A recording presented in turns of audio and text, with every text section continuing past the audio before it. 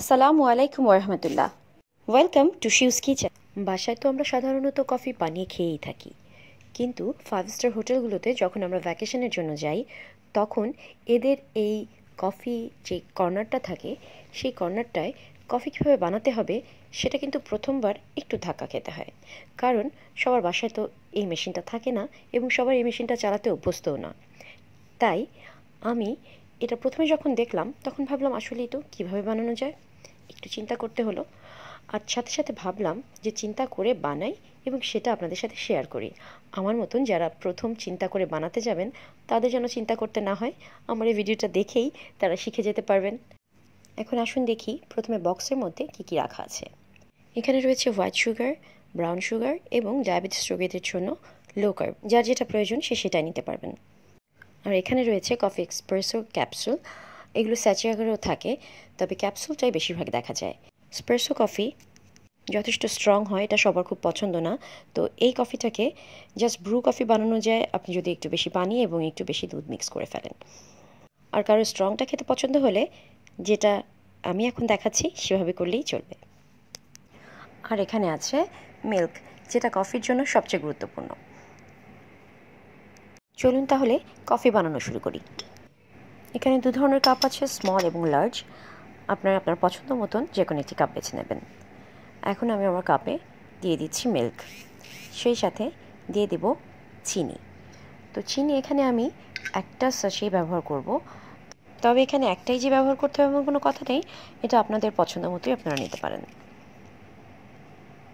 কারণ কেউ হয়তো কফিতে বেশি চিনি পছন্দ করেন, কেউ কম, আর আমি সাধারণত একটু কম চিনিই পছন্দ করি, কারণ চিনিটা বেশি হয়ে গেলে কফির টেস্টটা খুব একটা ভালো লাগে না।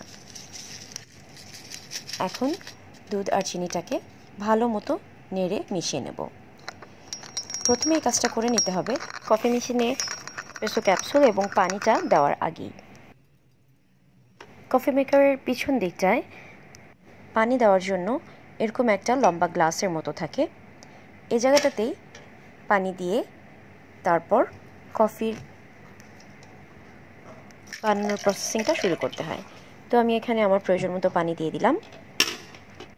আর এখন দিতে হবে কফির ক্যাপসুলটা।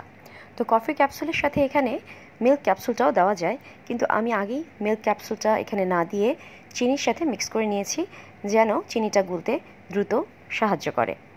তো ইচ্ছে করলে আপনারা এখানে কফি এবং মিল্ক দুটোই দিয়ে দিতে পারেন। তো এখন আমি এসপ্রেসো কফি স্টার্টে যে দুটো বাটন আছে তার মধ্যে স্মল কাপটা প্রেস করে দিলাম।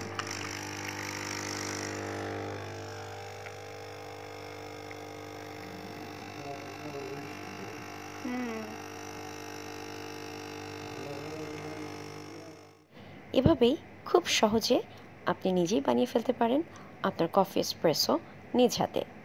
যারা মেশিনটা ইউজ করেনি প্রথমে তাদের কাছে হয়তো মনে হতে পারে উফ কি এক ঝামেলা, কীভাবে বানাবো, যেটা আমার হয়েছিল।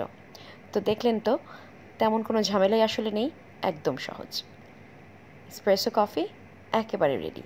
তবে এই এসপ্রেসো কফিকে আপনি না করে এটাকে আপনি আরও কিছুটা পানি এবং দুধ মিশিয়ে ব্রুও করে ফেলতে পারেন। আমার ভিডিওটি যদি আপনাদের ভালো লেগে থাকে তাহলে অবশ্যই সাবস্ক্রাইব করতে ভুলবেন না, সেই সাথে বেল আইকনটি ট্যাপ করে রাখুন, তাহলে এমন আরও ভিডিওর দেখার নোটিফিকেশন আপনার মোবাইলেই পেয়ে যাবেন।